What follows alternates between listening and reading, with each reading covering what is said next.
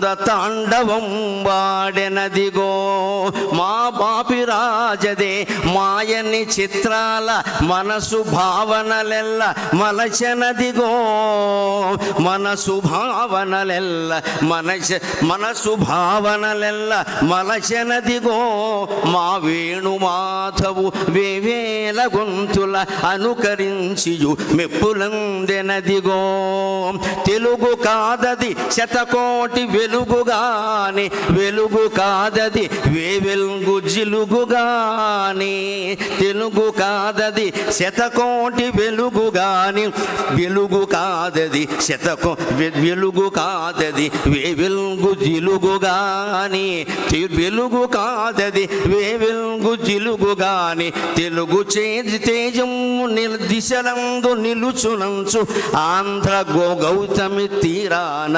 ఆశజేతో ఆంధ్ర గౌతమి తీరాన ఆశపడుదో లేపాక్షి శిల్పాల రూపాలు చూచిన వేరు శిల్పకళకు విలువనిడడు లేపాక్షి శిల్పాల రూపాలు చూచిన వేరు శిల్పకళకు విలువనిడడు కూచిపూడిని భామ కుత్సుల జడగన్న కూచిపూడిని భామ కుత్సుల జడగన్న వేరు నాట్యములకు వెడలబోడు వేరు కూచిపూడిని భామ కుత్సుల జడగన్న వేరు నాట్యములకు వెడలబోడు ఆవకాయ రుచిని ఆవంత చూచిన క్రొత్త వంటకములు కోరుకొనడు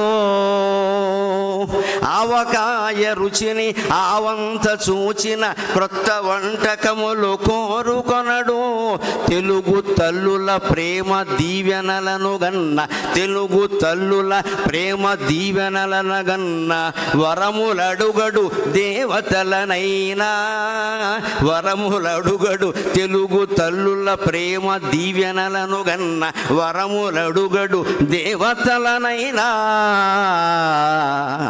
తెలుగు వారలు లేకున్న దేశమందు ఎట్టి కళయైన రుచి లేని ఒట్టి కూర తెలుగు వారలు లేకున్న దేశమందు ఎట్టి కళయైన రుచి లేని ఒట్టి కూర అట్టి మహనీయమూర్తుల ఆర్ద్రగుణము ఆంధ్ర గౌతమి తీరాన అభినుతింతూ. ఇప్పుడు ఒక మాట చెప్పి నేను సెలవు తీసుకుంటాను.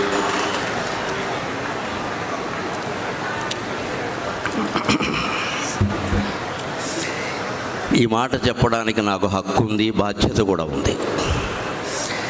మహాసభల ప్రయోజనం నెరవేరాలంటే అధికార భాష ఇంట బయట కూడా అమలు కావాలి. నాకు బాధ్యత ఉంది అని ఎందుకు అంటున్నానంటే, ఇప్పటికి సరిగ్గా 2 నెలల క్రితం నవంబర్ 8వ తేదీని ఆంధ్రప్రదేశ్ ముఖ్యమంత్రి గౌరవనీయులు చంద్రబాబు నాయుడు గారు నాకు స్వయంగా ఫోన్ చేసి అధికార భాషా సంఘం అధ్యక్ష పదవి మీరు స్వీకరించండి అని కోరారు. ఇప్పటికి సరిగ్గా 2 నెలలు నేను చిత్తూరులో యోగ వాసిష్టం మీద ప్రవచనాలు చెప్తుంటే మధ్యాహ్నం 3 గంటల సమయంలో స్వయంగా ఆయన ఫోన్ చేసి, గరికపాటి వారు మీరంటే మాకు చాలా గౌరవం, మీరు అధికార భాషా సంఘం బాధ్యతలు స్వీకరించండి అని అడిగారు. సరే, అంత పెద్ద ఆయన కోరాక వెంటనే కాదని చెప్పలేము. అవునడానికి చాలా వెనకాల సాధక బాధకాలు చాలా ఉన్నాయి. అవునంటే ఇబ్బంది ఏమిటో పెద్దలందరికీ చాలా తెలుసు, కాదంటే ఇబ్బందులు ఏమిటో నాకు తెలుసు. అందుకని నాకు 48 గంటల సమయం ఇవ్వండి, 2 రోజుల్లో మాకు కుటుంబ సభ్యుల్ని శ్రేయోభిలాషుల్ని ఆలోచించుకొని చెప్తాను అంటే సరేనండి అన్నారు. నేను 24 గంటల్లోనే చెప్పాను. 2 పనులు చేస్తే నేను తప్పకుండా స్వీకరిస్తానండి.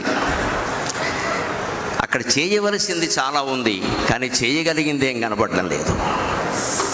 సంఘంలో చేయవలసింది చాలా ఉంది, కానీ చేయగలిగింది ఏం కనపడడం లేదు అని 2 మాటలు వారి కార్యదర్శితోనూ అన్నాను, ఇక్కడ అంటున్నాను. ఈ 2 అమలు జరిగితే అధికార భాషా సంఘం అనేది అవసరమే లేదు. ఆ 2 అమలు కాకపోతే అధికార భాషా సంఘం ఉండి ప్రయోజనం లేదు. ఏమిటా 2 అంటే, 1వ తరగతి నుంచి 5వ తరగతి వరకు నిస్సందేహంగా తెలుగు మాధ్యమమే అమలు కావాలి. అందులో సందేహం ఉండడానికి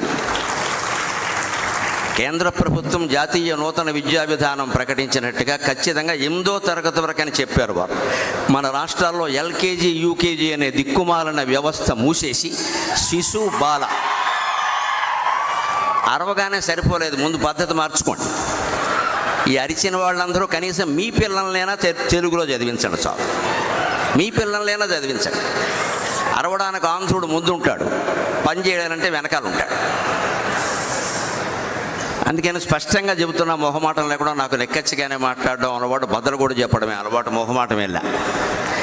1వ తరగతి నుంచి 5వ తరగతి వరకు ఎల్కేజీ యూకేజీ వ్యవస్థ కూడా తీసిపారేసి శిశు బాల తరగతులు పెట్టి అమ్మా నాన్న అనే మాటలతో, తెలుగు గీతాలతో, వానా వానా వాళ్ళప్ప, అప్పడప్పడ తాండ్ర, ఆవకాయ తాండ్ర లాంటి పాటలతో మొదలైతే తప్ప తెలుగు నిలబడే అవకాశం లేదు.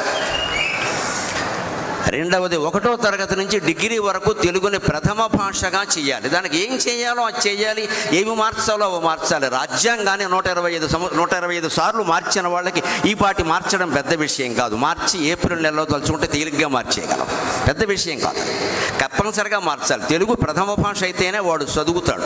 నువ్వు ద్వితీయ భాష అన్నాక అవకాశం ఇచ్చాక ఏదైనా చదువుతాడు, ఏదైనా చేస్తాడు.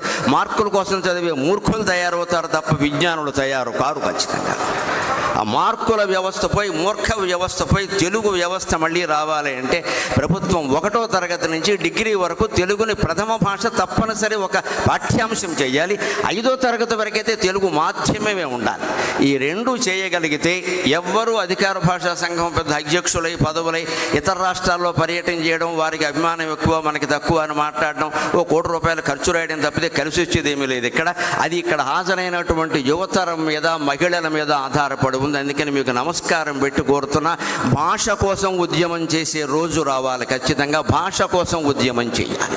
మాకు భాష ముఖ్యం. మీకు ఓట్లు కావాలంటే మా భాషను నిలబెట్టండి, మీకు ఓట్లు కావాలంటే మాధ్యమం మార్చండి, మా పిల్లల్ని తెలుగు మాధ్యమంలోనే చేర్పిస్తాం, మా ఇంట్లో తెలుగే మాట్లాడతాం అనేటువంటి పట్టుదల మీకు రాగలిగితే ఖచ్చితంగా తెలుగు భాష నిలబడుతుంది. ఇంకొక మాట చెప్పి పద్య రూపంలో నేను సెలవు తీసుకుంటాను. భావమ భాషయా తెలుగన్న భావ భావనాంభోధిలో బంగారు నోడలో పయనమగును. భావమా తెలుగన్న భాషావధూటికి పాదార్చనము చేయు పద్మమగును. పద్యమా తెలుగన్న పట్టాభిషిక్తులవు తెలుగు మహారాజుల తేజమగును. పద్యమా తెలుగన్న పట్టాభిషిక్తులవు తెలుగు మహారాజుల తేజమగును. వచనమా తెలుగన్న, వచనమా తెలుగన్న బండరాళ్లను నైనా చెమ్మ పుట్టించడి సేద్యమగును. అట్టి మన భాషనే అట్టి తెలుగైన భాష మీరాదరింప, అట్టి వెలుగైన భాష మీరాదరింప. మీకే మేలగు భాషకేమియునుగాదు, మీకే మేలగు భాషకేమియునుగాదు. తెలుగు వెలిగిన బ్రతుకెల్ల వెలుగు నిజము. నా పట్ల అపారమైన గౌరవాన్ని చూపించిన ఆంధ్రప్రదేశ్ ప్రభుత్వానికి కృతజ్ఞతలు నేను తెలియజేసుకుంటూ, దయచేసి ఈ రెండు అమలు చేయండి, ఈ రెండు అమలు చేయండి. ఇందుకోసం సభలో ఉన్న పెద్దలందరూ రాజకీయంగా, సాంస్కృతికంగా ఎంత ఒత్తిడి తీసుకురాగలిగితే అంతా తీసుకురండి. ఈ రెండు అమలు చేస్తే అద్భుతమైనటువంటి తెలుగు సామ్రాజ్యాన్ని మనం నన్నయ్య పట్టు రాజరాజ నరేంద్రుడు సంతోషించే విధంగా నిర్మాణం చేసుకుంటాం. అందుకు నా ఈ ప్రసంగం ఏమాత్రం ఉపయోగపడినా నేను ధన్యుణ్ణి. నాకు ఈ 4 మాటలు నేర్పిన మా అమ్మ ధన్యురాలు. స్వస్తి.